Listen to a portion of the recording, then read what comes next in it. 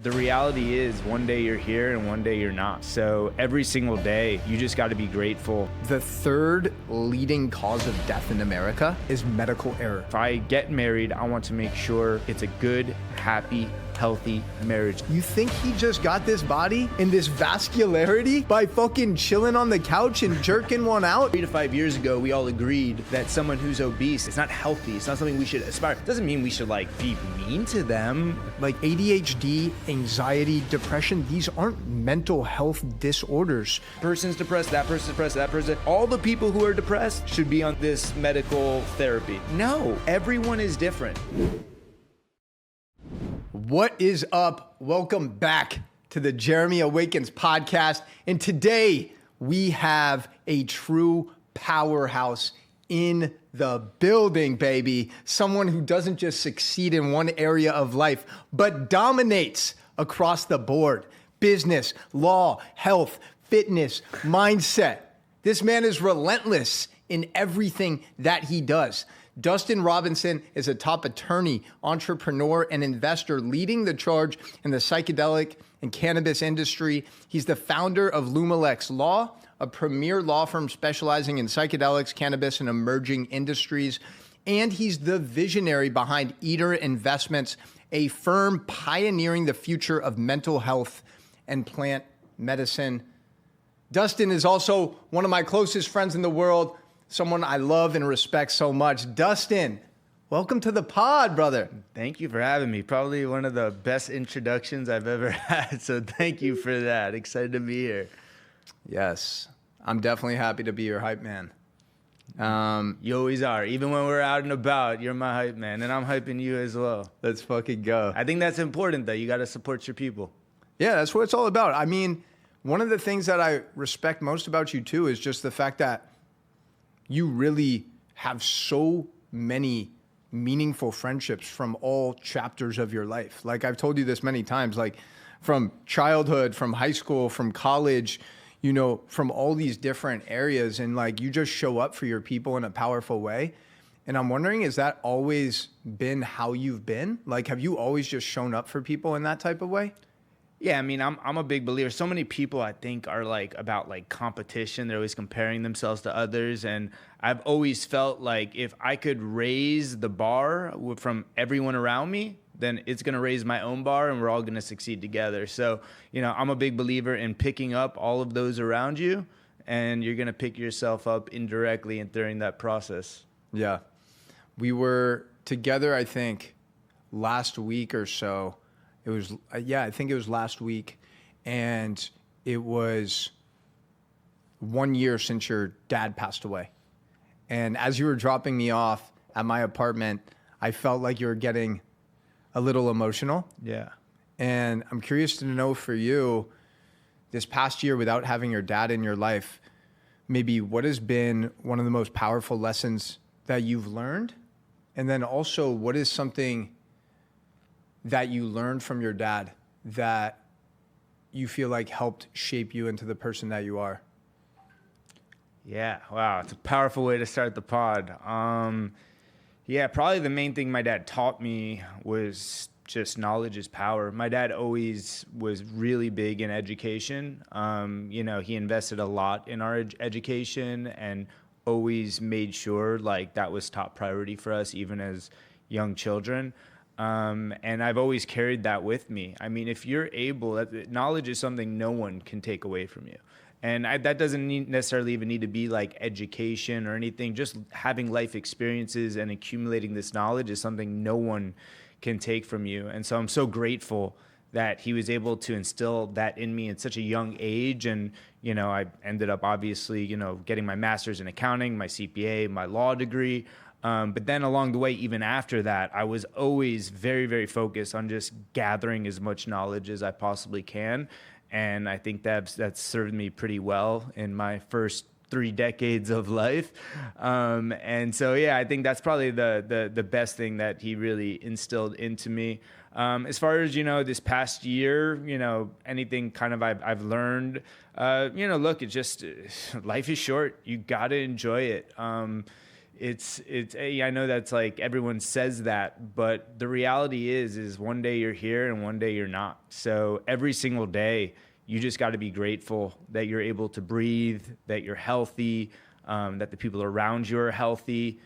Every day that you're able to wake up is an absolute blessing. You know, I've seen these Instagram clips where someone asks, like, you know, if you could have the choice of having $20 million tomorrow, but you have like cancer and are gonna die, or you don't have the 20 million, you're healthy, then what would you choose? And everyone's gonna choose life over the 20 million. Yeah. And it just goes to show you, but it's a very important point that it's driving home, that there's no amount of money you could substitute for your health. And so I think, you know, that's been a real big focus of mine, really my entire life, but it's really driven that home that, you know, as long as you have your health, you feel good, no matter what problems you think are serious in your life, you just have to have gratitude. Yeah. Yeah, that's something I appreciate about you. So knowledge is power. I would argue that knowledge is not power, but knowledge is potential power. Because there's a lot of people that get a lot of certifications, they get a lot of college degrees, but they don't execute on the knowledge. Yeah. You know what I'm saying? And there's just an abundance of information out there. Like, you can learn any skill for free on YouTube in 2025, but it's actually about applying that knowledge into your day-to-day life and taking action. And I think that's where a lot of people struggle, is they have ideas, they have knowledge, but then they just sit on it.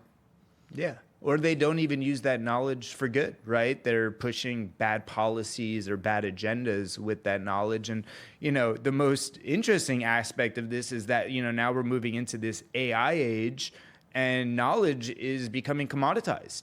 But you know, even though knowledge is becoming commoditized, now it's becoming about how do you better prompt your AI to give you the answers and get you to where you want to go. And if you don't have a good knowledge set within you, you're not going to be able to come up with the right prompts for AI. So I think, you know, it's interesting, you know, knowledge, I do think potential power, but even knowledge is now being commoditized. So now it's about using your internal knowledge and working with these different AI tools to kind of get you to whatever place you're trying to achieve.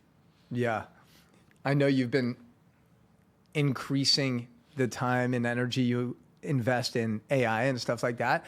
And I think a lot of people are concerned about people losing jobs, whether it's graphic designers, even in medicine. I feel like that's actually where I see the biggest growth and impact with AI is in healthcare.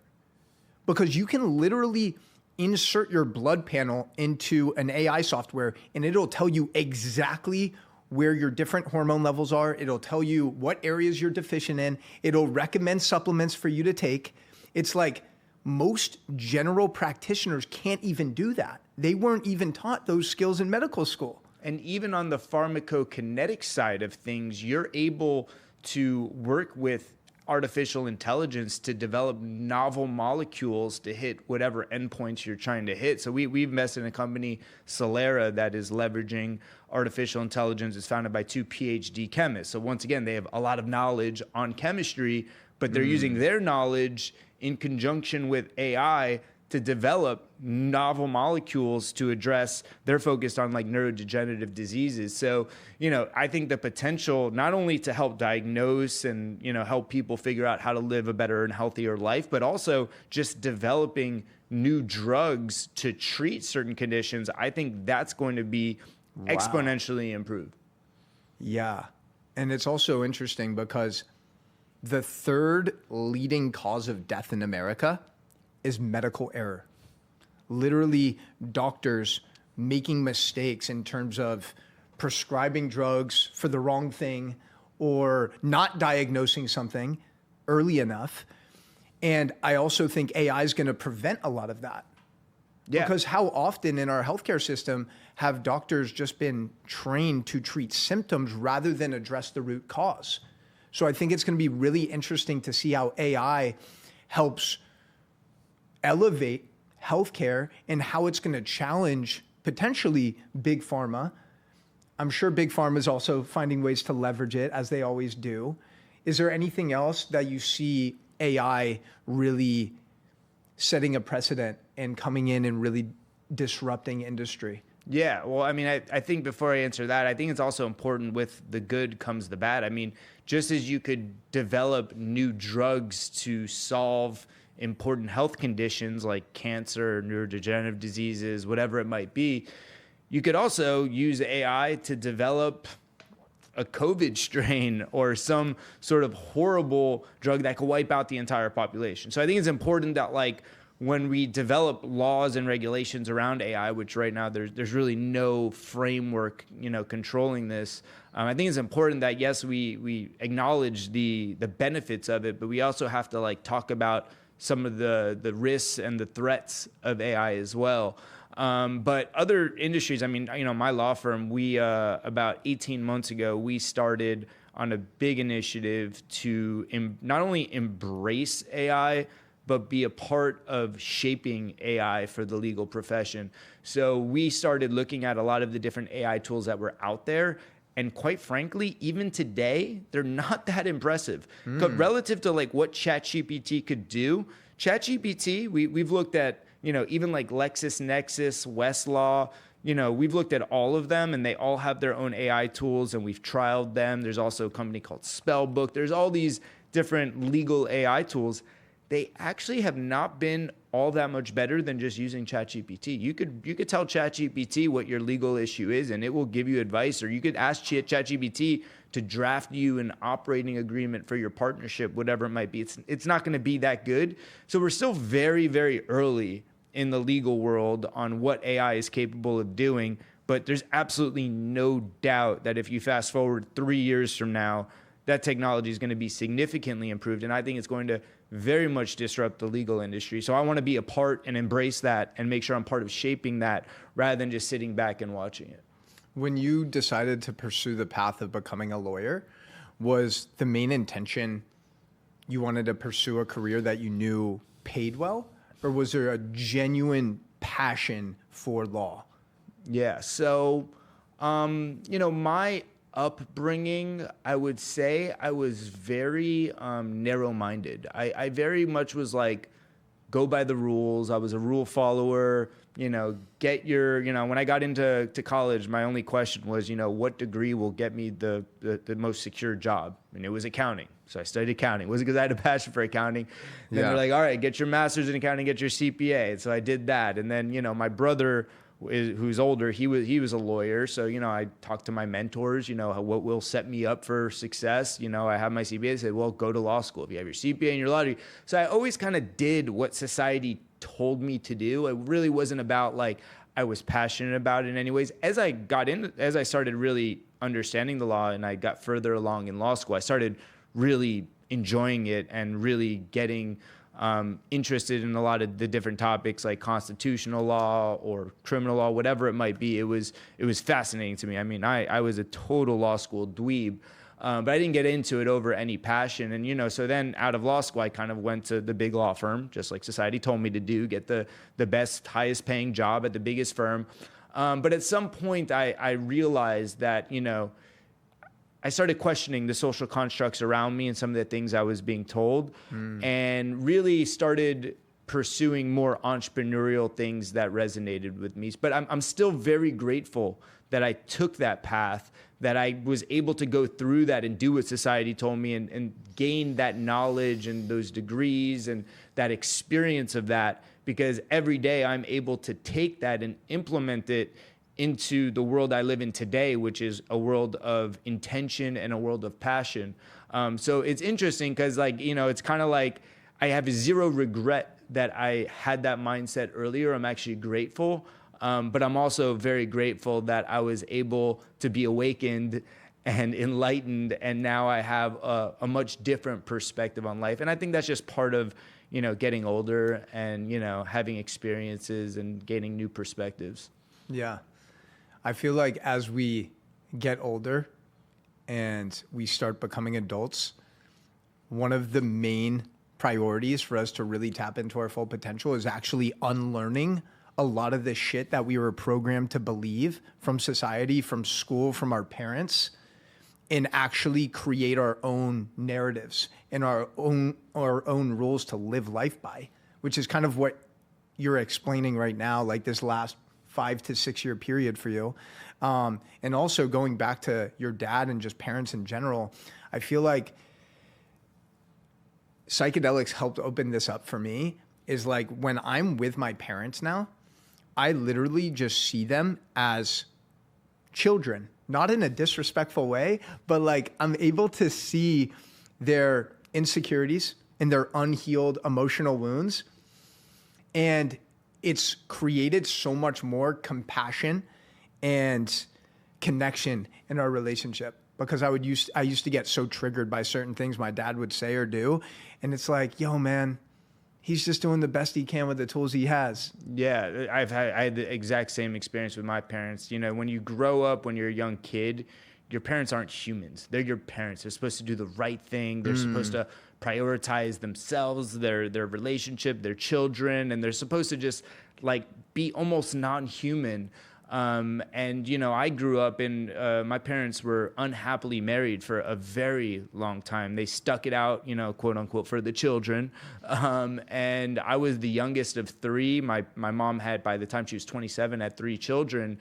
And they were together till I was around 16 years old. And I had a horrible relationship with my mom, all the way through my childhood. I was so upset. And now, then, when they got divorced, and as I got older, I realized, like, holy shit, they were living in a miserable marriage. They weren't showing up for themselves, and they weren't showing up for one another. And my mom got married when she was like 20 years old, had 3 children by 27. All of a sudden, I'm looking at my mom, and I'm like, holy shit, that's why you did the things you did and said the things you did. And it's nothing but forgiveness. You know, I forgive and understand why she was in that state of mind. And now we have a beautiful relationship. She's happy. She has a boyfriend who she loves, who treats her great. She's in a great relationship. And she's like a young girl dating a new boyfriend, all giggly and excited about it. And it's a beautiful thing. And, you know, since the divorce, me and my mother's relationship has done nothing but improve. And that's why I'm a big believer in, you know, if you're unhappily married and you think you're staying in it for the kids, I think that's a lot of bullshit. I don't think it serves the children much to be in an unhappy marriage. I think the better approach is to move forward with a divorce. It's the hardest thing to do. I think the thing that takes the most courage in life is separating from someone who you've been married to for a long time, have children with, and have so much invested into. It's one of the most courageous things you could do is recognize, holy shit, this isn't working. I need to make a massive change and end this. And I think for so long, my parents didn't have that courage, and eventually, thank God, they did get that courage. I just wish they did it earlier for themselves, and I think it would have served the children more. Yeah. Is that one of the reasons why you think you have a little fear around marriage and starting a family? Because you kind of grew up in this, I don't want to say chaotic household, but you were surrounded by parents that didn't really express their love in a healthy way. Do you think that is one of the root causes of why you have this fear potentially? 100%. Look, we're all just a summation of our experiences through life, right? We all kind of get hardwired in our brain through all the experiences we go through.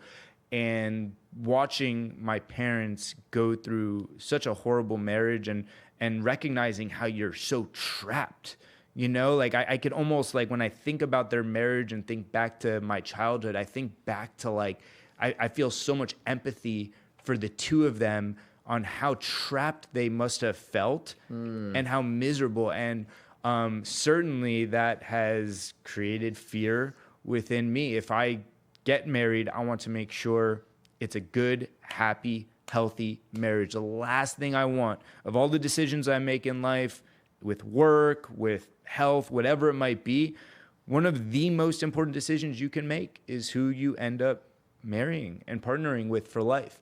And Facts. when I make that decision, I want it to be the right decision. So, you know, that creates, it puts a lot of pressure on the decision when you see what it looks like if it doesn't go well?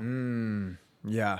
I think the most important decision that we make in this human experience is investing in ourselves, investing in our personal growth, and making a commitment to constantly be evolving and improving every single day. And after we make that commitment, the second most important decision we make is who we choose as our life partner.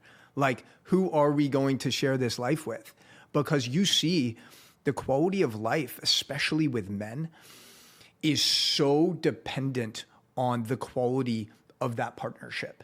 If there is chaos and constant fighting and turmoil, they could be having all of the success in the world externally, materially, but they're going to be fucking miserable, right? They are not going to be grounded. They're not going to be happy. They're not going to be fulfilled because the person that's closest to them, there's just that lack of connection. On the other side of the spectrum, you see someone who's like in a healthy, nourished marriage, and it's just this sense of peace, this sense of flow. Like, shit might hit the fan, but you know that everything's okay because you have this person next to you that's going to be with you through thick and thin, and like you're doing life together. Yeah. I mean, I think one of the challenges of a relationship is, you know, we all develop our ways of being. I mean, I'm very orderly. I have my checklist every day. I'm knocking out my checklist every day.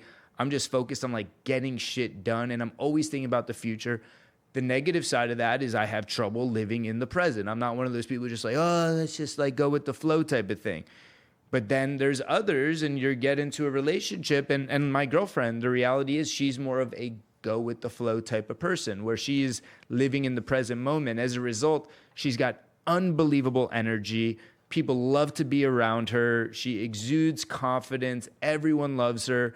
But on the other side of that is that things aren't as orderly in her life.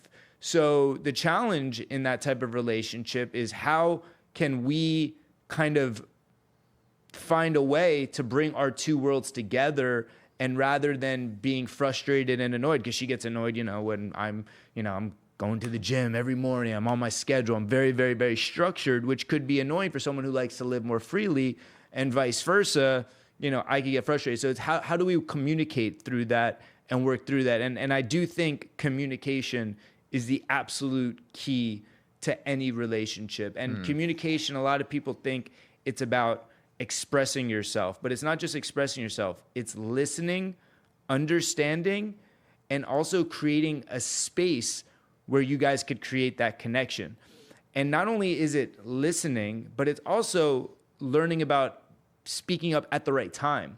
Sometimes you need to just listen. Other times you need to speak. And figuring out the right time to speak and the right time to listen is an art, and very, very important for the health of any relationship. Yeah, it's definitely a mistake I've made when communicating with the feminine, is as a coach and as someone who always wants to offer support and help.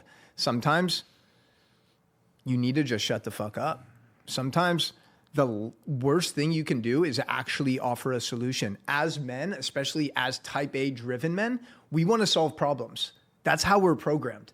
But sometimes if our partner expresses something and they're in their emotions, you know, really just being able to be present and hold space, and us oftentimes not saying a word, and then asking, hey, what would actually support you most right now? Do you want my feedback? Do you want advice? Or do you just want to share with me what's going on? Yeah, and 100%. It's been, in my past relationships, that has been an absolute big mistake, me trying to get in and solve the problem. I'm so used to solving the problem. Like, it's like, let's not talk about it. Let's solve it. Like, you know, like, let's get to a solution. Like, what good is it to talk about? But the reality is the feminine, they want to express themselves. Not only do they want to express themselves, but I think it's also important you have to acknowledge their feelings. You know, even if you feel like their feelings are unreasonable and you could come up with a solution why they shouldn't be feeling that way, that's not what they want to hear. Yeah. They want to understand that you are hearing them and that you acknowledge what they're feeling.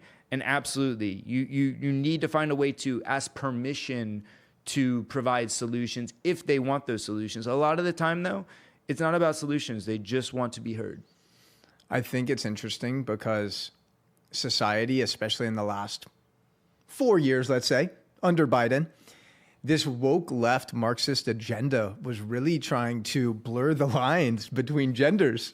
It's kind of crazy. And we live in a world right now that's so interesting because we have so many women who are operating from their masculine energy, and we have so many men who are fucking not in their masculine. They're maybe too emotional, and they lack that warrior mentality. And it's created a lot of confusion. And ultimately, at the end of the day, like, masculine, feminine needs to have a level of polarity, right? Just like a magnet, right? That's what attracts you. It's like I bring this, you bring that energy, and together we like come together. And right now, I think that's lacking. And I think it's so important just from like a hormonal and biological perspective to understand, like, men are operating on a 24-hour cycle, right? Our hormones and energy levels are pretty much the same every single day throughout the month. But women are on a 28-day cycle, right? They go through these 4 different phases, and their energy and emotions are constantly fluctuating. And oftentimes, that is the cause of a lot of conflict, because as men, we don't know this shit. Oh shit, like, you're menstruating right now? You're in your follicular phase? Like, how can I show up for you more in this moment? And I think if we can just kind of acknowledge our differences, then we can actually show up for each other in a more powerful way. 100%. Yeah. I mean, look, we live in a very crazy world where things that seem like objective truth just 3-5 years ago now are somehow disputed issues. The definition of a man or a female, the definition of whether or not men and females, males and females are different. I mean, yes, we're different. Like, this is objectively true. Well, it was 3 years ago. Now I guess somehow it's up for dispute. So we live in an absolutely crazy world that's just making less and less sense, it seems like, as we evolve. But I agree. Look, women, for the most part, want a masculine guy, despite what the media tells you. And most men want a feminine female. Now, you already kind of spoke through really well, kind of like why that's important and these differences. But I think it's also important to note that the extremes of either, I think here in Florida, in South Florida, I don't think there's as much of that woke stuff as in other places. I think it's a lot of like alpha males and feminine females. Obviously, there's the exceptions, but I think for the most part, South Florida is a place where you find alpha males and feminine females. But you also find people on the extremes of those. I think there's guys that are trying to go too alpha and females that are trying to go too feminine, where they feel that they shouldn't have to work or have any purpose or do anything, and the man just should fully take care and support and do everything for them. I think that's a huge mistake. And on the other end, for guys, there's guys that are, going so alpha that they're overly controlling the female, or they're making the female so dependent on them that the female has zero purpose whatsoever. Yeah. So I think it's very, very important. Yes, you want to be alpha as a male. Yes, you want to be feminine as a female. But I also think it's striking the right balance for that as well. Yeah, I mean, it's interesting too, because in the last decade, society has tried to label masculinity as toxic. And then if you go on the other side of the spectrum, if you see a man who's like expressing his feelings and emotions, you get called a pussy, or you get called soft. So it's like, okay, well, if I'm in my feelings, then I'm soft. I'm going to be judged and labeled. If I'm aggressive, passionate, like fucking really tapped into my full confidence, I'm going to be labeled toxic. So I think what's happened is a lot of men have been just trying to avoid these labels. Therefore, they're just in the middle. Yeah. They're just like numb to their emotions. They're numb to this greater purpose, right? And it's doing a huge disservice to them and humanity as a whole, because like you see how powerful it is when you have really grounded, strong masculine energy in positions of power. I think like right now, right? You can say what you want, but like you look at people like Donald Trump, Elon Musk, RFK, these are strong, confident, masculine men who are taking massive action. There's actually meaning behind their words. they're not parrots, they're not sheep, they're actually people that demand your respect. And whether you like them or not, you know what you're getting with them. They speak their truth. Yeah, and look, I think you embody the right balance of alpha so well, because you are alpha, but at the same time, you talk about your emotions, you get passionate, you tell me that you love me, and I tell you I love you. Like, we know how to let down and be vulnerable with one another and the people around us, right? But that doesn't make you not alpha, right? Yeah. So you could still be alpha, but still show your emotions. But some people are taking it to such an extreme. And I think this also goes back to what, we were talking about it before the podcast about, like, you've never, like, how am I doing? Like, you've never seen me say, like, I'm depressed or anything. And I'm just not one of those people. I think it's interesting because I work so much in the mental health space, and so much of the mental health space is like being aware of your emotions and doing the inner work. But I also think you have to be careful even about that, because sometimes people get so in tune with their emotions that they become, like, totally absorbed by them. And for me, I was growing up with the mentality, for better or worse, like, don't make excuses. Just go about your day. There's no such thing as depression. You're a man. Just go, wake up, do what you need to do, and go about your day. I would even, like, I reflect back on days maybe I was feeling down, or even like periods of time where I was down, but I would never call that depressed. I never stopped to sit there and analyze it to determine, am I depressed in this moment? So I think it is important to acknowledge your emotions and reflect on your emotions. But I also think there's kind of this new wave within mental health where they want you to sit with your emotions so much and talk about your emotions so much that you become, it's almost like a self-fulfilling prophecy. It's like, oh, you go and see your therapist because you're feeling depressed, and your therapist validates, yes, you're depressed. Here, I'm going to give you this medicine. Yeah. This is for your depression. Okay, let's talk next week about your depression. Oh, I want to talk some more about your depression. It's like, you're getting so attached to it. You're getting way too attached to it. Rather than looking at it as just a moment in time, it becomes something that just defines you. And I just don't subscribe to that idea that, like, depression needs to define you, or even ADHD needs to define you. I'm not a doctor or anything like that. But from what I've seen and the people I've dealt with, I've worked with all sorts of different patients through my investments, through my fund, even through my legal work. We work with a lot of mental health practitioners, a lot of clinics. And the reality is, the best thing you can do for yourself is get good sleep, have good nutrition, and have good physical activity. Better than any medicine you can possibly take. If you do those three things and you are committed to those three things, sleep, nutrition, physical activity, I can almost guarantee you are going to be feeling good about yourself. Regardless of whether you have depression, anxiety, whatever it might be, doing those three things is going to work better than taking any SSRI or any benzo. Yeah. And it's crazy too, because if you go to your doctor and you tell them that you're depressed, within 5 to 10 minutes, they're going to write you a prescription for Lexapro or Prozac or Zoloft, rather than actually ask you the meaningful questions. Hey, how is your sleep? Hey, what's your nutrition like?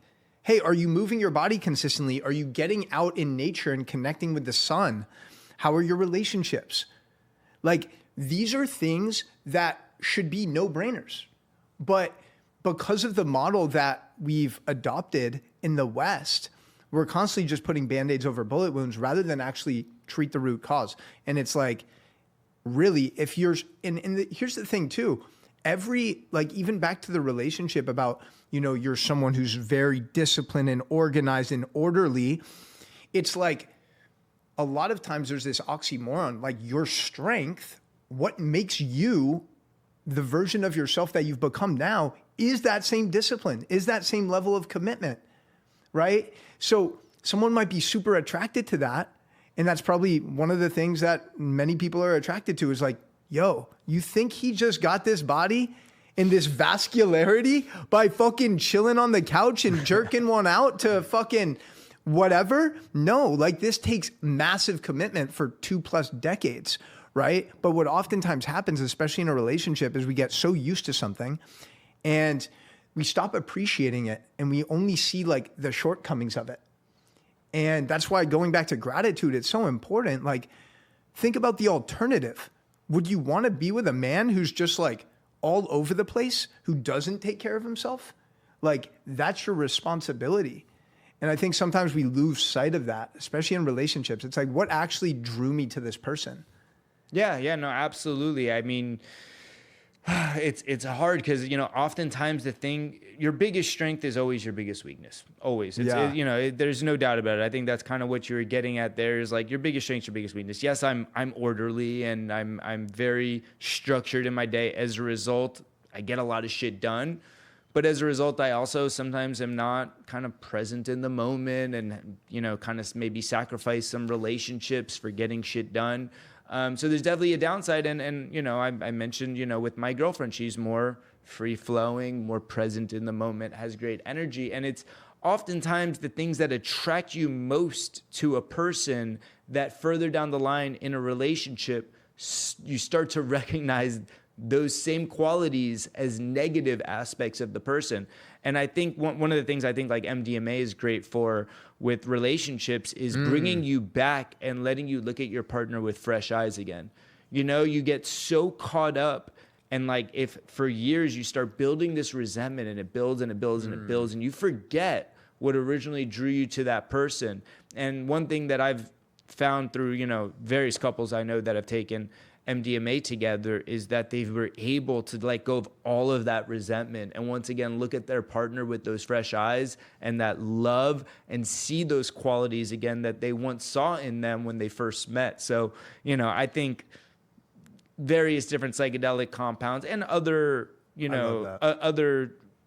tools are very important to implement into your relationship to bring you back to, what really created the love in the first place. Are you ready to feel limitless in 2025? I'm talking limitless physically, mentally, emotionally, spiritually, sexually, financially. This is your sign to try out microdosing for 30 days. We have a very special opportunity for podcast listeners. You can get started for only $222.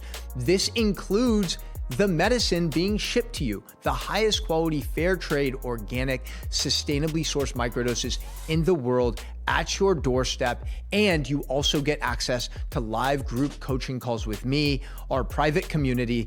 This is your sign to take ownership of your life in 2025. If you're ready, hit the link in the description, and I can't wait to see you on the inside.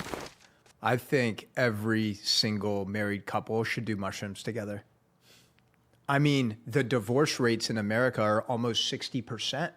And a huge reason for that is because there's this lack of connection and intimacy. There's this lack of unity, and there's this perceived separation. And oftentimes with something like psilocybin, it's beautiful because you get to remove some of these energetic and emotional blockages that you've been holding on to, and you get to actually see the person with fresh eyes, like you mentioned. And sometimes that's all you need, is to zoom out and get a new perspective. And oftentimes it's these unspoken conversations that cause the resentment, right? And the distancing in relationships. And I think, honestly, that's something that I think is going to really take off in the next decade, is like, and maybe it already is, couples retreat specifically with psychedelics. Because you get so comfortable with someone, and oftentimes you don't allow yourself to actually fully see someone. One of the beautiful things about mushrooms is that it really allows you to be more of yourself. Because through our life, we've been programmed to wear different masks for different situations. Hey, this is the mask I wear at work. This is the mask I wear with my parents. This is the mask I wear on weekends. This is the mask I wear with my high school friends. This is the mask I wear at networking events. And the truth is, you shouldn't have to live your life with all these fucking masks. You should be able to show up authentically as yourself. And in that process, you'll attract the people that you deserve and desire. And yeah, you might repel people in that process, which is going to happen. I've triggered many people in my day. But there's something beautiful about actually just allowing yourself to fully see someone. Yeah, I think that's one of the biggest benefits to being an entrepreneur and running your own business. I remember, I started before law school. I worked at Deloitte, suit and tie. You need to be like an accountant. Then I worked at Holland and Knight, suit and tie. You had to be a lawyer. Had to be careful about what you posted on social media. You kind of have to conform. When you're an employee, you can't be as free. You answer to somebody. Somebody's controlling. If someone doesn't like how you're portraying yourself on social media or how you're carrying yourself. But and by the way, there's a lot of negatives of being an entrepreneur. I'm very vocal about it not being for everyone.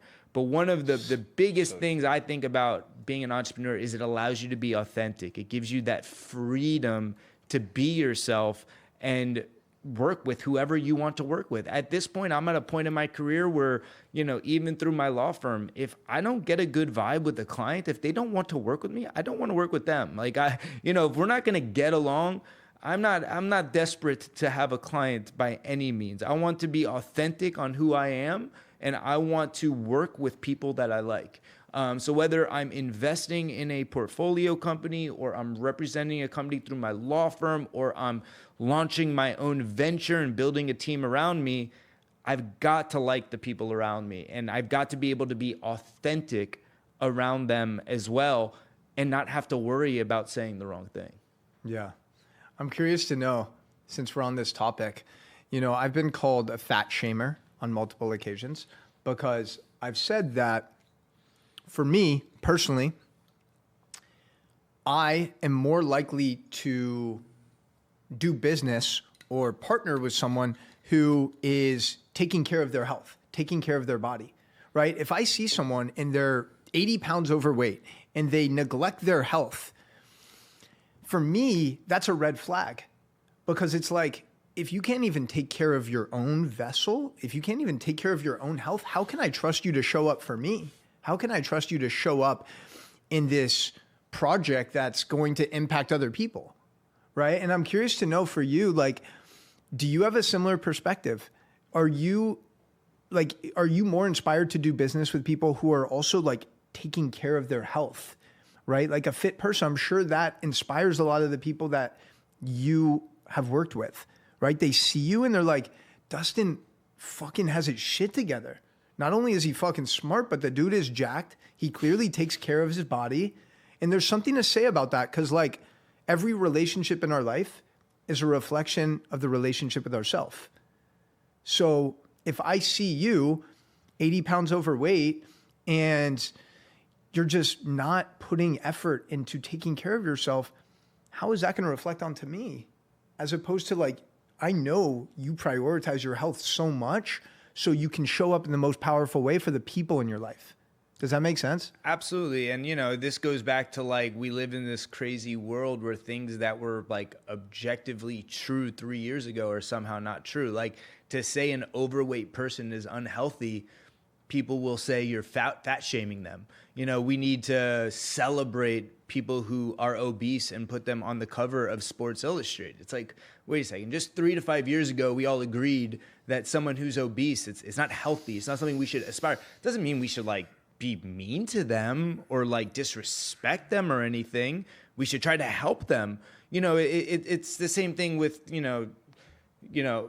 gender dysphoria, right? Like, I'm not saying we should, people should have the right to be whatever it is they want to be. But if a girl is believing that she's a man, we shouldn't call her a man. We should help her through this experience, not tell her what to do. If she wants to transition, I have no issue with her transitioning. But let's not lie about reality. If a person is obese, we are not doing them any service by applauding their obesity. We need to work with them, and we need to set a standard that obesity is not healthy. That's objectively true just 3 years ago. Yet right now you're considered fat shaming if you say that. So, look, absolutely, when I work with people, the first thing you see when you meet someone is their image, right? And whether you like it or not, you're creating suppositions in your mind immediately upon meeting that person. And if I see someone who is overweight and not taking care of themselves, I'm not going to say I'm not going to work with that individual, right? But definitely it raises red flags. if you don't have the discipline and the order in your life to take care of your health, how are you going to have the discipline and the order to be my employee or be my partner or, run a company I'm investing into?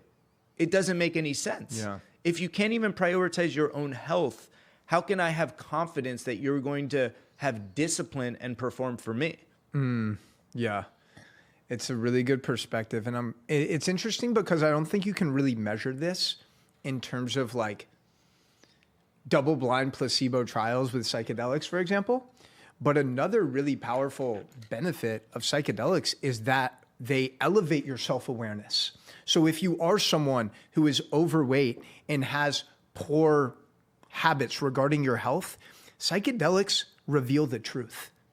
So they might show you very clearly like, oh, wow, I need to stop eating that toxic inflammatory food. I need to remove some of the alcohol that I'm using to numb myself. I need to cut out some of these people who are just bringing negative energy into my life. And I think that's one of the beautiful things about mushrooms is they, again, reveal the truth. And the truth can be very uncomfortable, right? The truth is very uncomfortable because it's like we live in a world where we've been told a lot of lies and we accept those lies as truths. Yeah, well, it gets very confusing because now it's like things that we thought were objective truths are like not objective truths anymore. So it gets very confusing, for young girls, they're being told by the media that we need to celebrate women who are obese. It's like, so it becomes very confusing, I think, for young individuals. And then men, these young men are being told that they need to, ask consent before they kiss a girl. And while they're in bed with a girl, you need to get consent again. And then even after sex, they're saying you could actually have an after sex revocation of your consent. And so it's like these young boys are like, if I were a young boy, I'd be freaking terrified to even talk to a female and potentially offend her in any sort of way, to think that I am going against her consent. So I think it just, in the world we live in, there's like no objective truth anymore, and it's becoming terribly confusing, especially for the younger generation. Well, there's probably going to be a significant rise in AI girlfriends. Like, I think it's already happening. But yeah. Which is absolutely insane. But yeah, it's dangerous. Well, that goes back to, loneliness is probably the biggest problem society is facing. I mean, there's a lot of really, really lonely people out there. It's wild. I mean, when I hear, we live in South Florida, so I meet all these girls who make all this money on OnlyFans, and I don't judge anyone for doing anything they do. And I'm not surprised that there's girls that are willing to, do whatever on camera for $50,000 a month. 100 girls that have zero education, no college education, making $50,000. That doesn't surprise me. What surprises me is that the guys on the other side of that are willing to pay that $20 subscription fee every single month, and that there's so many of those guys. And to me, what that tells me is that we are really living in a world where men are extremely, extremely lonely, and AI is absolutely going to be a girlfriend for lesbians. Not only just AI, like virtually, there's also now, sex robots out there where you could actually have like an actual robot girlfriend who through AI is able to give you various different responses. And I think that's an area of technology, whether we like it or not, is going to develop quite a bit. And I think a lot of these guys who are spending this money on OnlyFans or whatever, if they could get these sex robots down to a particular cost point, those guys will be buying sex robots, and that's what we're going to be dealing with. Oh, man. It's going to be an interesting world that our kids grow up in. I don't even know. The other thing that's really wild now is like these AI Instagram models, like these virtual AI pages, and they make these girls look absolutely perfect. And it's like, even before the AI girls, these, real girls were editing their pictures and making themselves look like so perfect that it like distorts your standards for a female. Well, now we've gone beyond just real girls distorting their image. Now we're literally creating fake AI Instagram pages, which is totally messing with some of these men's perception of what a female should look like. Well, it's also really fucking with the beauty standards for women. You know what I'm saying? Because women, they could be extremely beautiful and gorgeous, and they see this AI model on Instagram and they're like, oh my gosh, like her lips are the perfect proportion. Look at how perfect her tits are. Oh my God, her eyelashes and eyebrows. And it almost just becomes this nonstop hamster wheel of chasing these external features within yourself to try to just keep up with the Joneses. And it's a really dangerous place, and it's already happening. Like without the AI shit, I mean, it's crazy how like, oh man, it's crazy. Like it's probably more rare in Miami to meet a girl who doesn't have lip injections. It's just become like standard operating procedure. It's like, oh, you don't have lip injections? What the fuck? Like, this is what we do here. Yeah, lip injections, Botox, all of that stuff. I mean, it's become the standard here. And look, my father was a plastic surgeon. I don't have any issue. You know, if it makes them feel more confident in themselves, if they have issues with the way they look and this can make them feel more confident, I don't have any issues with the surgery. As long as, you know, don't go overboard and it doesn't really mess with them mentally and they're constantly obsessed with the way they look. You know, they need to develop confidence and be happy in their skin. But I also don't think there's, you know, anything wrong with trying to improve their appearance as long as they don't go overboard. Has there ever been a period of your life, because obviously you're a very handsome, attractive guy, has there been ever a period in your life where you maybe became overly attached to like your physical body and your appearance, and you use that to kind of compensate for other areas, like other internal insecurities?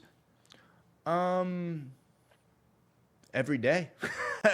I mean, look, I would say my working out is, once again, goes back to like your strengths or your weaknesses. I mean, I'm obsessive about working out. I mean, people ask me, you go to the gym 4 days a week, 5 days a week? If I can, I go 7 days a week. My goal every week is to get in there. Some days I'm going in and I'm just stretching or doing whatever I'm doing, but mentally, I have now become addicted to the gym. If I miss a day, or God forbid, miss 2 days or 3 days in a row, I become now like mentally like not a good person to be around if I'm not getting my gym session. So I think in a way, you know, I've certainly, you know, whether that's healthy or not, I think is questionable, right? Like the day I found out that my father passed away, I still went to the gym. Maybe that was my way to cope with it. Maybe it was my way to kind of like break free and try not to think about it. I think like when I'm working out, I'm kind of like, it's my form of meditation, and it's my time where I don't have to answer calls from employees or clients or investors, LPs. Like, it's my time. Like when I get into the gym, nothing else matters in that moment.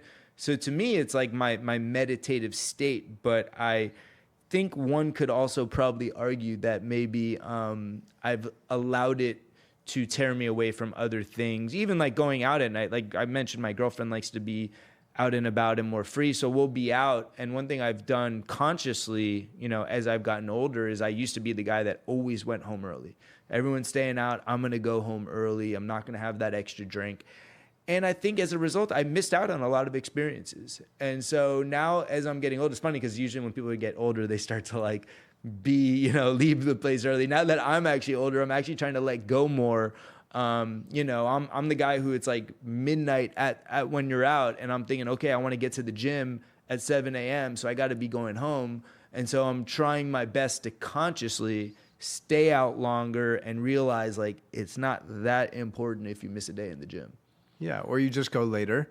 But that literally just goes back to our previous conversation about like being way more intentional and holistic with the way that we treat mental health disorders. First of all, that's already the first problem right there. Like ADHD, anxiety, depression, these aren't mental health disorders. yes, sure, there might be some chemical imbalances in the brain or some hormonal imbalances, but we need to just take a step back and ask ourselves, like, are we going to the gym?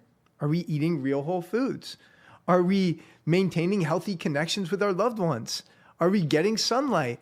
Like, this is the real medicine. So it makes sense that if you miss the gym for a couple of days, you start to feel depressed, because that's actually something that's boosting your dopamine, your endorphins, et cetera. You know what I'm saying? Yeah, and I think part of like what a common theme I think that we keep touching on is that like in this simulation that we call life, our brains were programmed to seek things that are binary. And so it's like you're either depressed or you're not depressed. Like something is either classified for medical purpose or recreational purpose. And the reality is everything is really on a spectrum. Yeah. You know, it's not like you're either depressed or you're not depressed. Like you have a mood and you're somewhere on that spectrum. It's not like you're either ADHD or you're not ADHD. Yeah. Everyone has different levels of being able to pay attention. And we try so hard to just lump things into like a particular category to make it binary. And that's just, the world is way more complex. The human condition is way more complex than that. And I think that's like the problem we currently have with the medical system is it's not personalized. We're not practicing personalized medicine. It's just like that person's depressed, that person's depressed, that person. All the people who are depressed should be on this medical therapy.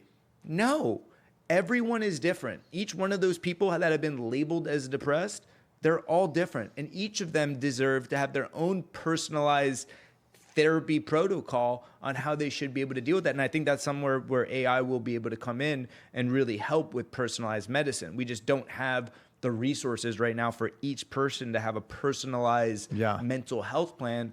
But with AI, in the future, we will. Yeah. It's like someone who is struggling with depression here might just need more healthy fats in their diet, more wild-caught salmon, more grass-fed beef. This person might need more sunshine, right? This person might need to just like heal some emotional wound or trauma from their past. It's like there's so many different causes for these things. And I know you are a deep dude, and I feel like maybe not a lot of people get to see the depth of Dustin Robinson. You know what I mean? Because we live in a pretty surface level society, let's be honest. What are certain things right now that you've kind of just been like curious about or learning about that have been interesting to you? Yeah, well, my girlfriend makes fun of me because I am like, if I'm looking at my phone, I'm usually looking at some astrophysics type of stuff, which is funny because like growing up, I didn't get interested until like 3 or 4 years ago. And so my whole life, I was never into physics or astronomy. And now, like, the more I learn about the world around me and the more I start questioning the things around me, the more I get interested in kind of like, what is this universe that we live in? And so I've just become wildly obsessed with astrophysics and black holes and, you know, galaxies now that we're discovering with the Webb telescope that are like way larger than they should be if our universe is actually the age we believe it to be. And then you bring it down to like quantum physics, which is also fascinating as well. So like we're just discovering things, especially now with AI, like we're starting to like really get like answers to things that, and realizing like our reality or what we call reality, it's not what we think it to be. And so I've also, obviously that's kind of led me down the rabbit hole of, you know, simulation theory or, you know, hologram consciousness and things of that nature. Hologram, wait, can we talk about that? Hologram consciousness? Well, whether we live in like a holographic, it's similar to like the simulation theory, Okay. that this is really like holographic. But, you know, the idea that we are just here on Earth in this physical reality and there are no other dimensions, there's no other universes out there, and what we perceive is all that's there. I mean, I think that's so obviously not the case. And I think through AI, we're now going to be able to ask AI these questions, these questions. What is our purpose here? And I think we're going to start learning some pretty scary stuff within the next 2 to 3 years. First of all, I don't think I've ever asked you this. At this moment in your life, this episode's going live shortly after your 40th birthday. What is the purpose of your life? Specifically your life? Yeah, look, I think we're like in a constant pursuit to figure out our purpose. I don't know that there is any one purpose. I think part of our purpose. I'm asking your purpose, not as a collective. Well, I think even my own purpose. I think part of my purpose. I just want to. I think like we're all just like these organisms that are on this planet for a really, really short period of time, like very, very short in the grand scheme of things. In 200 years, no one will probably know who Jeremy is and no one will know who Dustin. Even our grandchildren, maybe like our great-grandchildren, maybe will know like our names. They still won't know us, right? So like we're just going to be like out in history, not even that long. 300 years, that's nothing. 200, 300 years, no one will even know your name. So I think the purpose is really just to enjoy the life that we have and the time we have, in this thing we called life. That's really my sole purpose. But I think like digging deeper, I think that our purpose is to be like on a perpetual pursuit of figuring out our purpose. Right? Because like it's almost like, you set a goal, and as soon as you hit any goal, if you think back to any goal that you hit, as soon as you hit that goal, you're on to your next goal. Yeah. Right. And like, that's what gives you purpose. Like you're constantly setting new goals. If you hit your goal and that was it, you're done. Like you'd be a very unhappy person. It's that pursuit of the goal that gives you purpose. And I think that's why a lot of like professional athletes or, young superstars that get fame and fortune very early, I think that's why they ultimately end up getting very depressed in their 30s or 40s. They kind of like hit like the pinnacle of their goal. They've earned all the money and they have no purpose. And as a result, they're just sad and depressed. So it's certainly purpose is nothing to do about money or anything like that. To me, it's just simply living a life where I'm happy and healthy and pain-free. Yeah. Well, I think you do care about money. I think you have like a more evolved perspective to it. I think you understand, one of the things I'm always reminding myself is that we get paid monetarily for the size of the problem that we solve, right? So obviously mental health is a massive problem right now. So how can I show up? How can you show up with solutions that are actually supporting people in this way? Because if we're able to actually keep doing that, in finding holistic ways for people to heal themselves naturally and create a life that they love, then we're going to be paid in perpetuity because we're being intentional with the impact that we want to leave on this planet.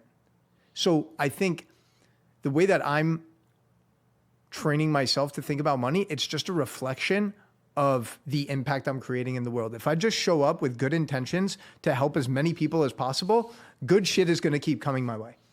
Yeah, I think, money is more like look, life is a game. Like, you do work and it's like kind of like it's a game and you're trying to like win and, and money is just like your scorecard.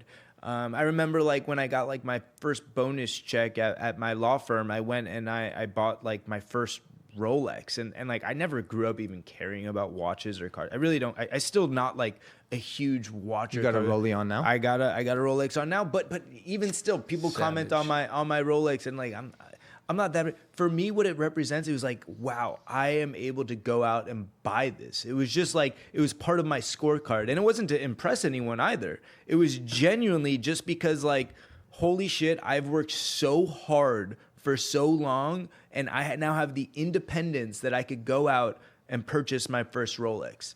And it was just super empowering. And the same thing for, any cars I've bought. Like, I like cars and I've grown to like cars, but like, not to the extent of some guys. Some guys really get like a hard on for like a cool Porsche or a Ferrari. And I'm like, all right, it's cool. Yeah. But for me, it's more like, I'm able to buy that item for myself. So it's like not like coming from like a material place where I just want it to show. It's like it's really just like looking at money as a scorecard for myself, and I've worked so hard, and so I need to reward myself with something that's going to make me feel like I've done something, and it's worth it. But like at the end of the day, once you get that Rolex, I will tell you, days later you don't, maybe days, months later you don't care about it. Same with the car, you know, that shiny car. For a second, you get a little dopamine rush when you first get that car. Then you're just getting in your car every day, not even thinking about it. So, you know, I think it's really important to, you know, I like material items, but I think for different reasons. It's not just material just for the sake of like, look how great I am.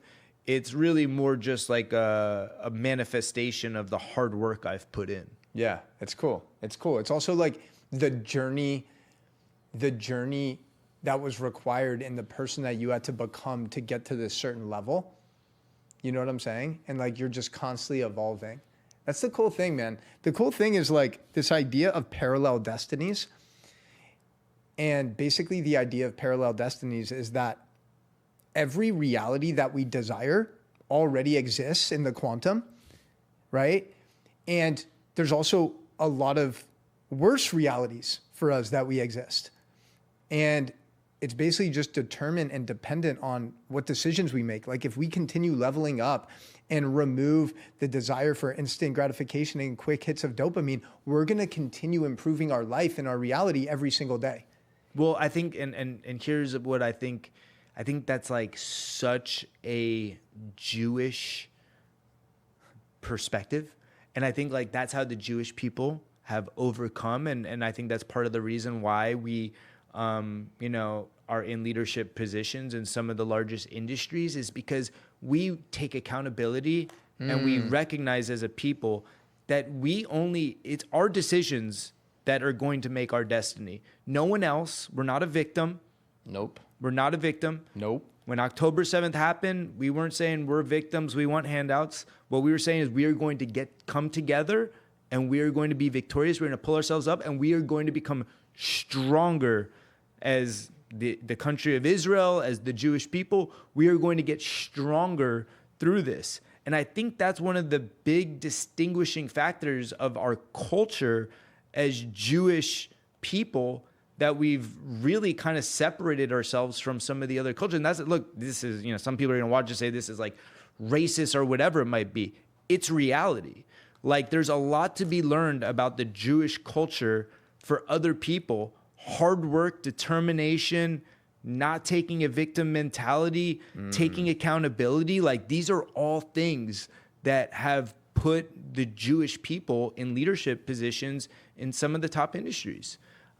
With that being said, just like our strengths are also our weaknesses, there's also negative that comes from that, right? I mean, we have a position of power in the world, and a lot of people don't like when people are in power, especially when there's such a minority portion, a minor portion of the total population.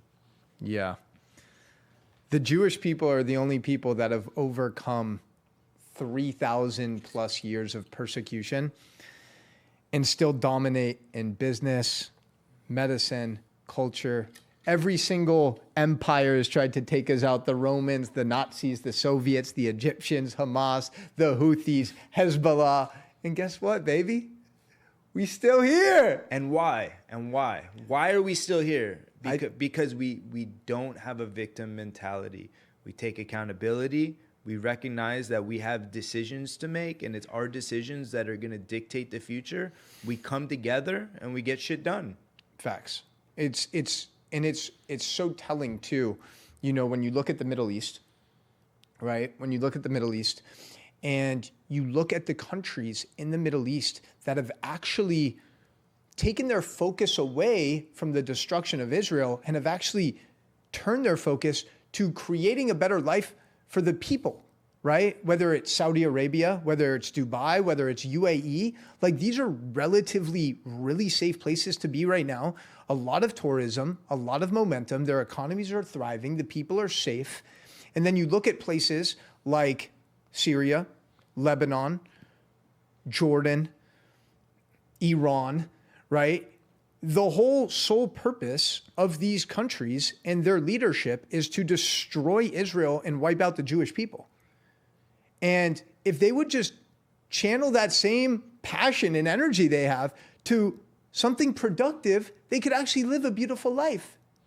Yeah. Well, this goes back, it's interesting because, I have my family, we're split on conservative and liberal. I think I fall somewhere in the middle there. I lean more towards conservative, especially this day and age with, I think some of the what is now called the Democrat is just like so out there. Yeah, it's crazy. wild. But, these things I was talking about that these objective truths, some people in my family on, the Democratic side, they are like, yeah, we don't know the definition of a male or a female. Like they don't, but now I think this October 7th stuff has highlighted like how ridiculous it seems. Because now we live in a world, it used to be objective truth that terrorism is a bad thing. If people are terrorists, they should be annihilated and eliminated out of this world.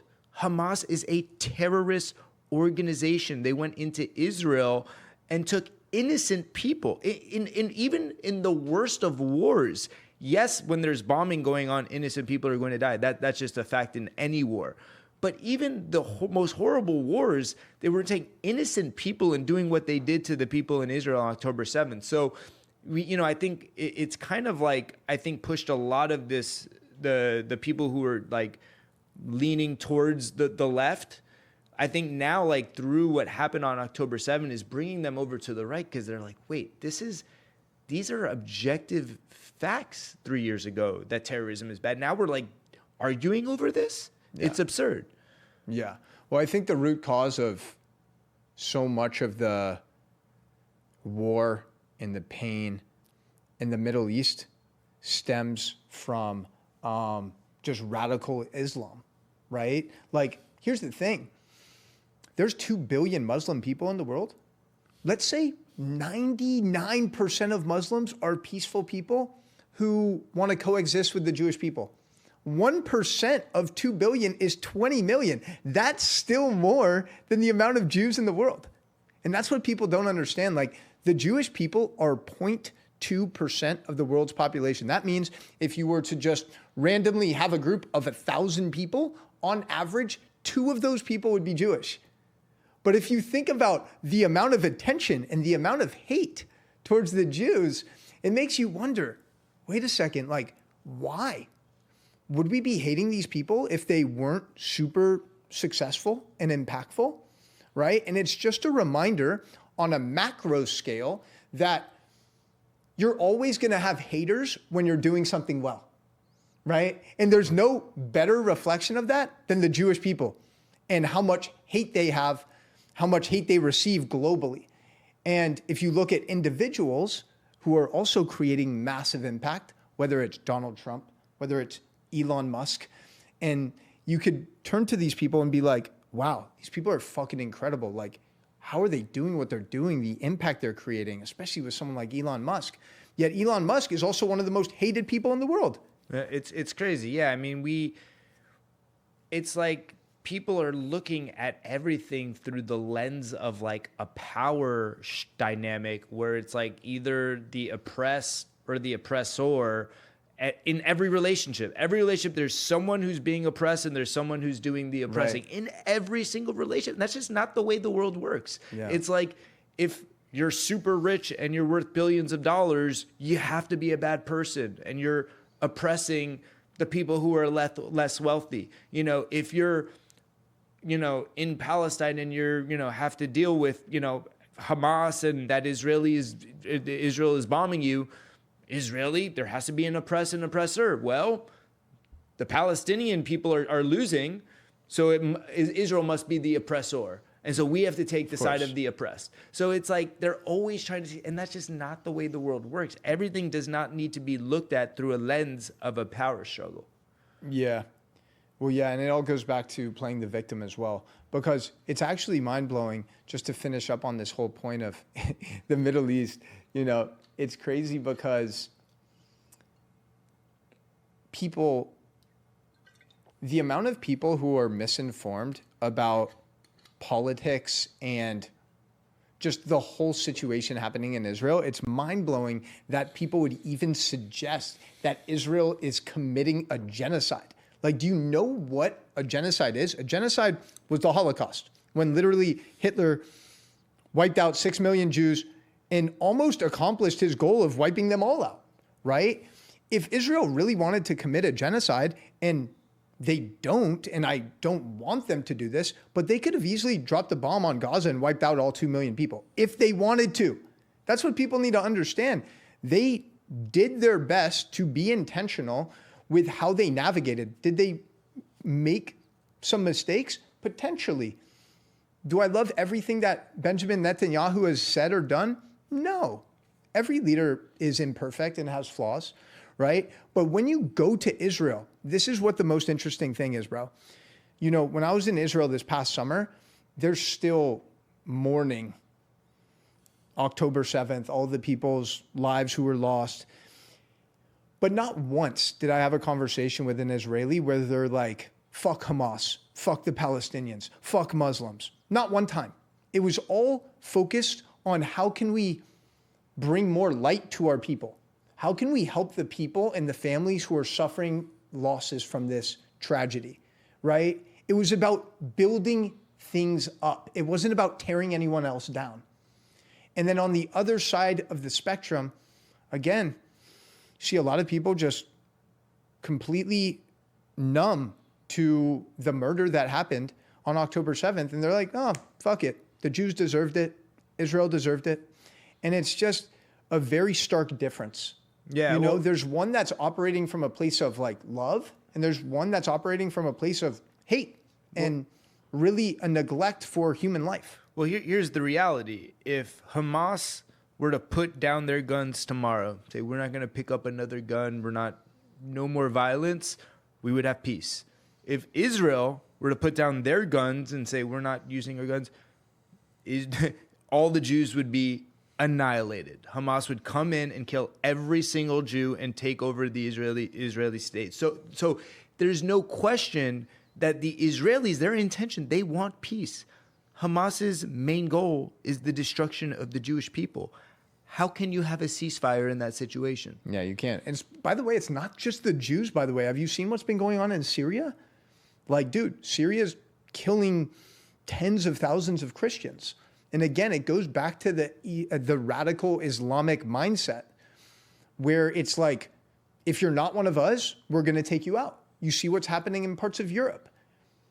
People are fleeing England and France because it's become so dangerous just to walk in the streets. The most common name in England is Muhammad. Okay? And again, I'm not here, you know, I have Muslim friends. I'm not here to criticize or talk down about any faith or religion. But if you look at a lot of the crimes being committed, the numbers don't lie, right? And we have to be willing to have those difficult conversations. If you look on the other side of the spectrum, the safest country in Europe right now, by far, it's not even close, is Poland. Poland hasn't let anyone in from the Middle East, right? And people might say that's racist, that's segregation, whatever. But at the end of the day, a country's job is to protect its citizens. And if you don't protect your borders, what are you doing? Well, I agree, and thank God the U.S. is now protecting their borders. So, you know, we don't have, you know, tens of thousands of people rolling in who are terrorists and criminals and all the other things. So, you know, there's a lot of bad stuff going on in this world. But I will tell you, I think from like a war perspective, I think that we're going to see a lot more peace over the next 4 years. It's going to take some time, but I think there's going to be a lot of peace brought to this entire world over the next several years. I think the economy, I think we may have some challenges with the economy. There's some challenges going on even right now. But the debt this country, what people don't realize, the magnitude of the debt our country has is almost too hard to even understand. And how the country just continues to print money. It's just absolutely, and raise taxes to cover this debt. You cannot do that. If you just simply looked at the country as a business, a business, if you have too much debt and you're not able to fulfill your obligation, that means you're insolvent. What do you need to do? You need to cut employees. You need to cut costs. You need to figure out a way to get your spend down so you could start to pay down that debt. And when you do that as a company, it's painful. Yeah. It's painful. You go through some very, very tough times, but it's for the purpose of the health in the future of the company. And I think right now what the U.S. is feeling is this short-term pain that I think we have to go through in order to address this enormous debt that we have. But in the long term, I do believe it's the right thing to do. It's pretty much the same dichotomy for us on our individual journey. It's like you need to be going through this temporary pain if you want to actually break through and evolve and become the best version of yourself. That shit's not easy. If it was easy, everyone would do it. Yeah. It's like really making that commitment. Okay, this is going to be uncomfortable. This is going to be challenging to shed layers and face parts of myself that maybe I've been avoiding, but I know it's for a greater purpose. Same thing like you were just explaining, with the economy. 100%. Yeah. As an individual, you need to go through pain to have the joy in the future. And the same thing, our country has to go through some short-term pain. We have to pull off the Band-Aid and do what all the presidents were scared to do for the past however many presidents, including Trump's earlier presidency. He didn't really address our debt the way he needed to. We need to make drastic changes, and that's what's going on right now. And I think there's a lot of anxiety, including in the markets. The markets don't like uncertainty. Markets want certainty. They want to know how things are happening. And right now we are living in a country with a lot of uncertainty from a regulatory perspective, from a tariff perspective, from a taxing perspective. There's a lot of uncertainty, and as a result, the markets are taking a hit. Do you think you could ever see yourself getting into politics? I don't think so.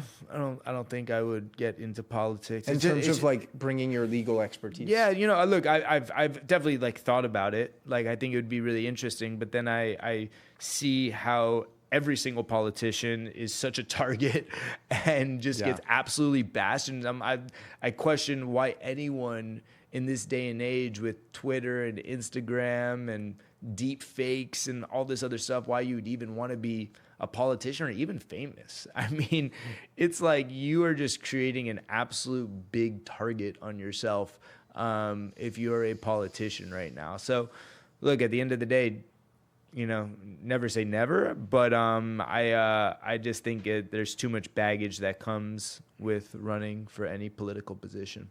We talked about the importance of purpose earlier, right? And again, I don't think this is something that you can necessarily measure in studies, but one of the beautiful things about plant medicine and psychedelics, I've witnessed this with hundreds of people, is they'll come out of an ayahuasca experience or a mushroom journey, and they have this newfound clarity on their mission, their vision, their purpose. Because what these medicines do is return you back to your most authentic self. And they remove some of the bullshit that's been holding you back from fully stepping into your power, right? And I'm curious to know for you, I think you implemented psychedelics in your life for the first time around 5 years ago? Yep. Can you share a little bit about maybe a major breakthrough that you had on your journey early on, and maybe some other things that are exciting you, just maybe newfound perspectives that you've had? Because I know for the first 35 years of your life, you were like this straight edge guy. And now people think of you as like this guy who's super involved in psychedelics. It's quite the shift. Yeah. It's obviously been a major shift. For me, doing psychedelics, it obviously, it opens up your mind to and helps you question the reality you have around you. You realize okay, I've been perceiving reality in a certain way, but there are other frequencies that you could tune into where there's other realities that you could perceive. So I think it just opened up my mind to questioning kind of the assumptions I had and like the social constructs around me. But what it also did in the days after, like, I went to, I did a 5-day journey at Beckley Retreats, which is a 5-day psilocybin retreat that I invested into. And the biggest thing it did for me when I came back, because you have kind of this moment of like neuroplasticity in your brain after you kind of go through one of those journeys, just a lot of self-awareness. I was able to really just be very self-aware when I was getting frustrated in a moment and I shouldn't be getting frustrated, or if I was smoking a vape or something, or doing something that like I didn't need to be doing, a bad, kind of like a bad habit or whatever. I was just very self-aware, and I was able to catch myself in the moment and kind of detach from whatever that emotion was and just get rid of it and turn that moment into a moment of gratitude. Like the simplest example, it sounds silly, but like I had one day where I went to the gym and I couldn't find a parking spot, and I felt myself getting like, this was like right after I got back from Beckley Retreats, and I was like getting all anxious. I was like getting all worked out. I'm like, what am I doing? Why am I all worked out? I can't get up. Who cares? I'm happy. I'm healthy. I'm living this life. Like, what's the big deal? I have good feet that work. Park a little bit further away. And I parked, and I like laughed at myself, and I had like a moment of gratitude. And then after the gym, I went to get a smoothie, and the line was long, and I felt myself once again being like, oh, fuck, I gotta wait in this line. Like, what the hell? And I caught myself like, what am I doing? Like, I could afford to buy a $15 smoothie here, and I could afford to drive myself here, and I get the joy of enjoying the smoothie, and I just turned it into a moment of gratitude. So I think, it's really what I believe. It's really, really helpful in just bringing self-awareness, and not even necessarily during the experience, but in the days after the experience. Was there any moment or experience you had where you faced some really challenging or difficult moment? During the experience? Yeah. Is there anything that came up, maybe like a suppressed memory from childhood or something like that? Yeah, a lot of people get very emotional. When I was at Beckley Retreats, we probably had like 12 people in our group, and, it's very ceremonial. You're laying down. And there was a lot, our first night in particular. Second night, it wasn't like this, but our first night, for whatever reason, there was a lot of emotion, a lot of people crying. And, you have a face blindfold on, so you're not really looking or anything. You're just laying, and all you hear is people crying. And I didn't have any of my own trauma or anything that really surfaced, but I started just feeling the emotion, and I started bawling, crying myself. I didn't even know why I was crying, but I felt their emotion, and I felt so much empathy for whatever they were feeling. And in that moment, it was like all of a sudden, and in that ceremony, everyone started crying, and it's like we were communicating with one another through our tears. And it was a really special moment, and obviously, you have an integration circle after, and, we all spoke about it.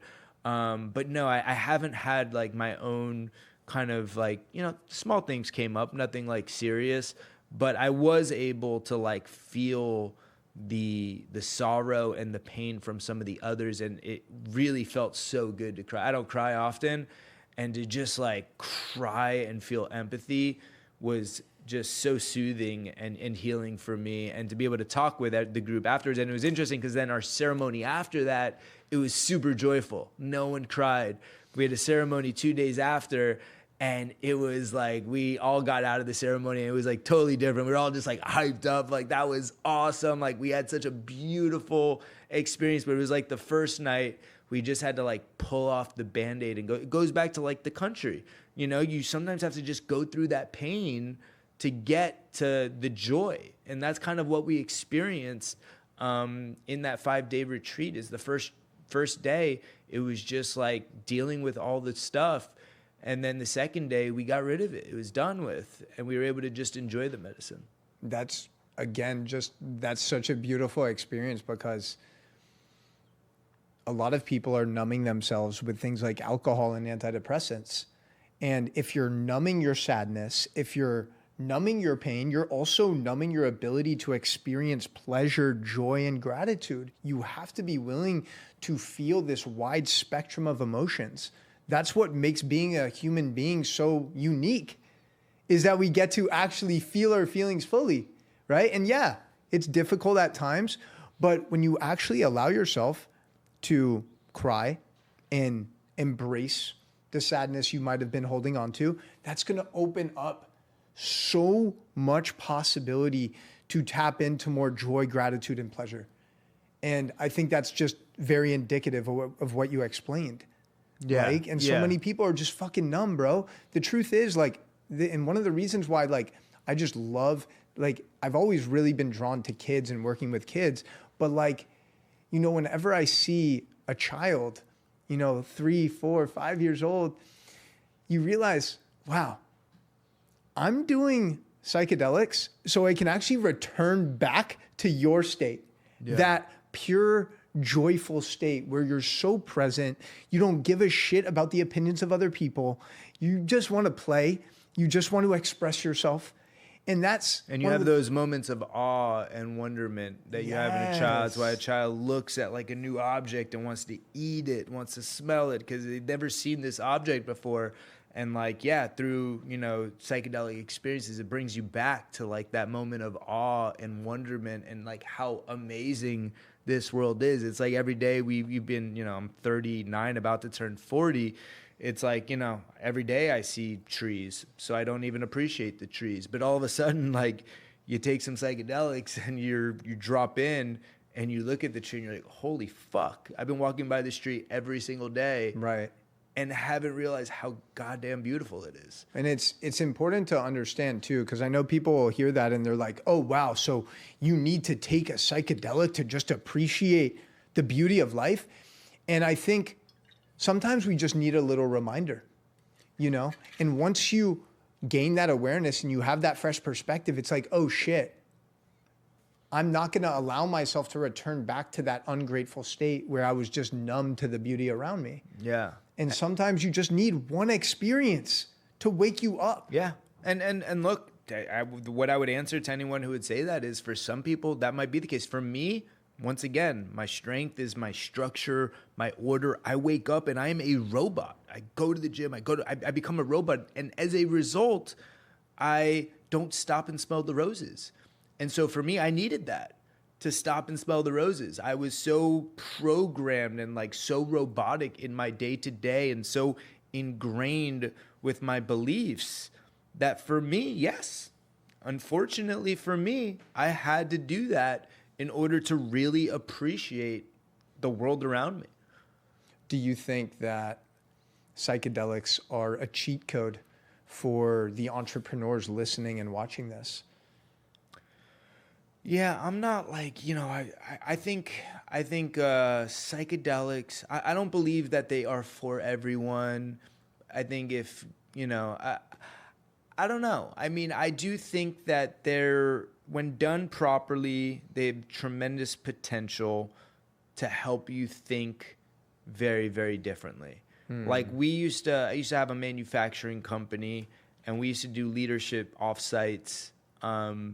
And the whole concept of it was we would go to somewhere really nice, and it was more of like a vacation, but we'd still be doing like planning because we wanted to get out of the office, right? We wanted to change our scenery, open up our minds, because it was an annual strategy meeting. This is like high level shit. Like, are we acquiring a business? Are we looking to sell off some assets? Like, you know, how do we want to position our sales? Like really, you know, strategic thinking.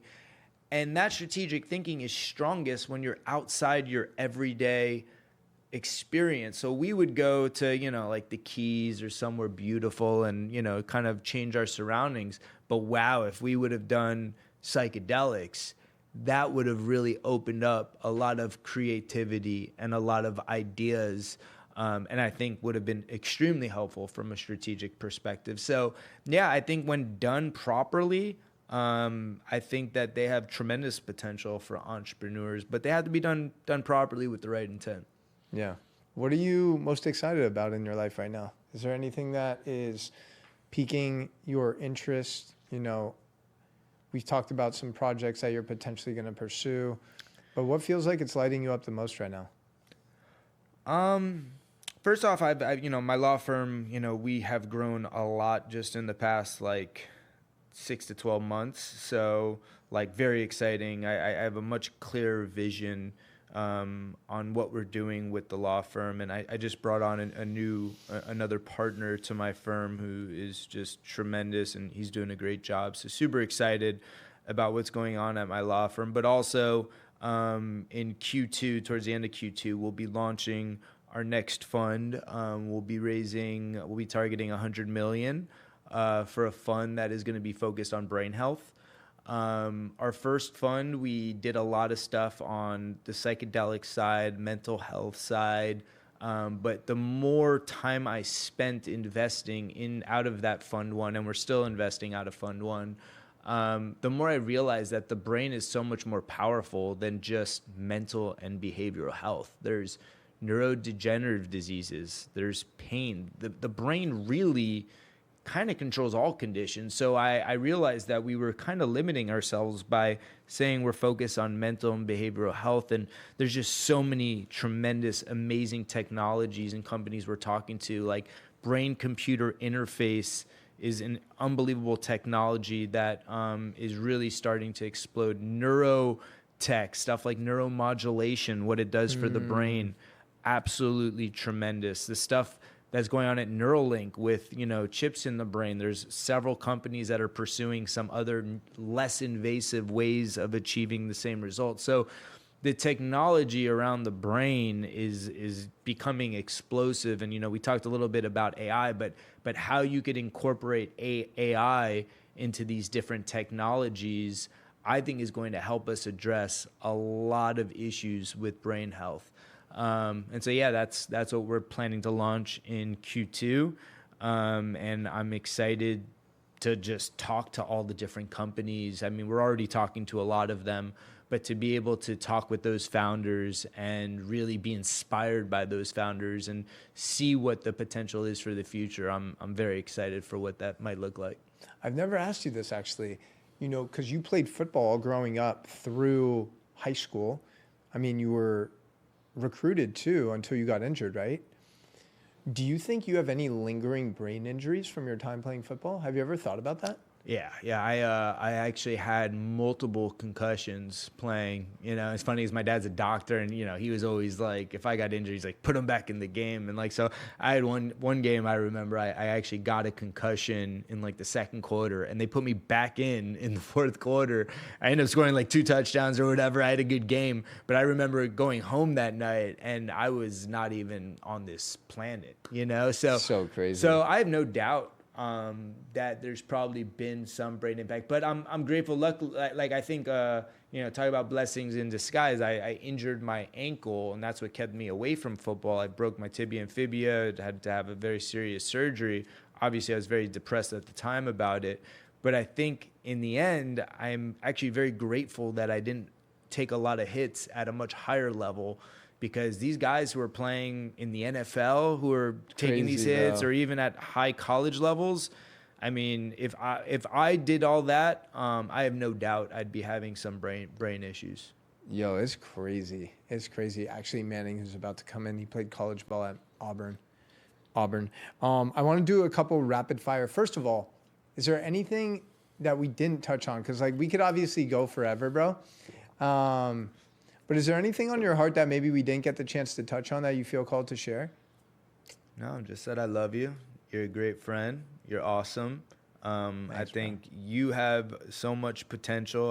We talk about that we invest our time in people that we believe in. I have so much belief in you. You're going to achieve so much amazing stuff.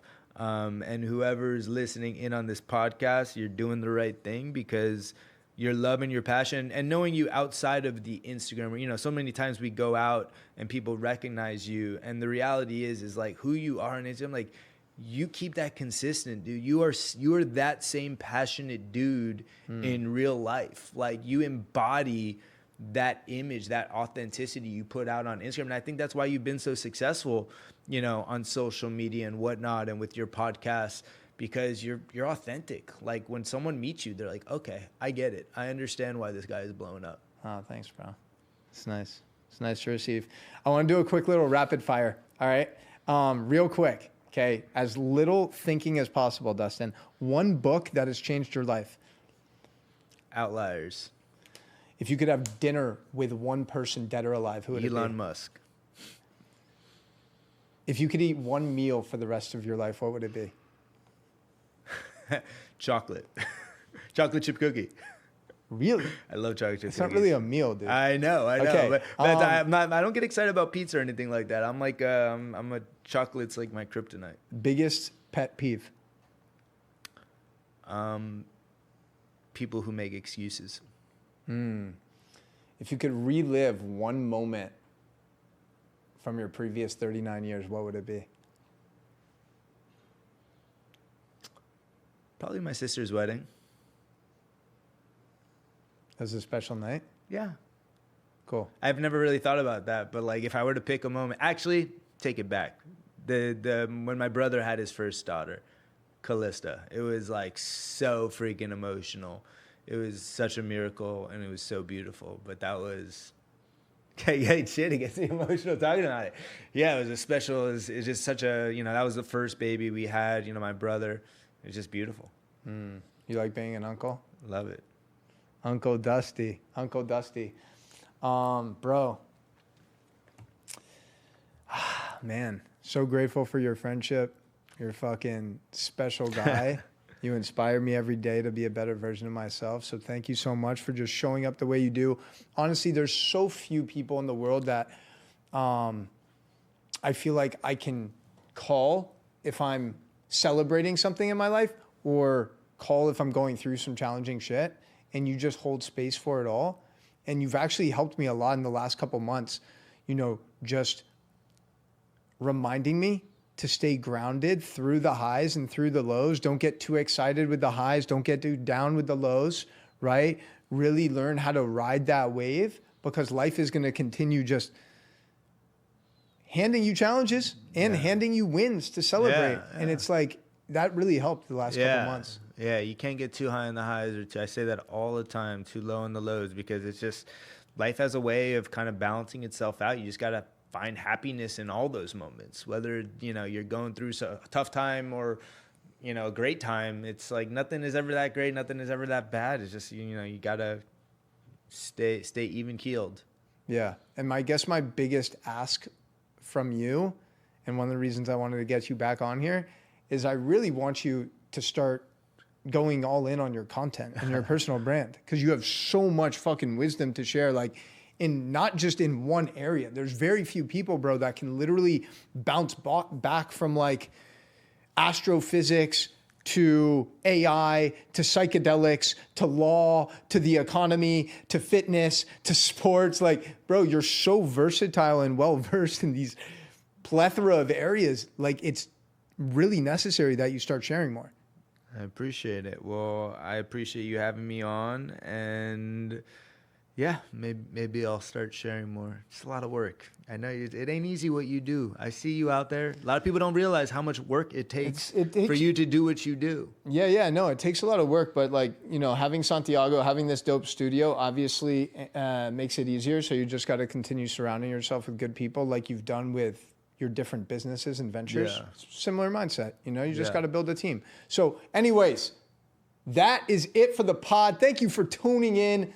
Give us a thumbs up, show some love, share this show with a friend. Let's fucking go, baby. Follow my boy Dustin.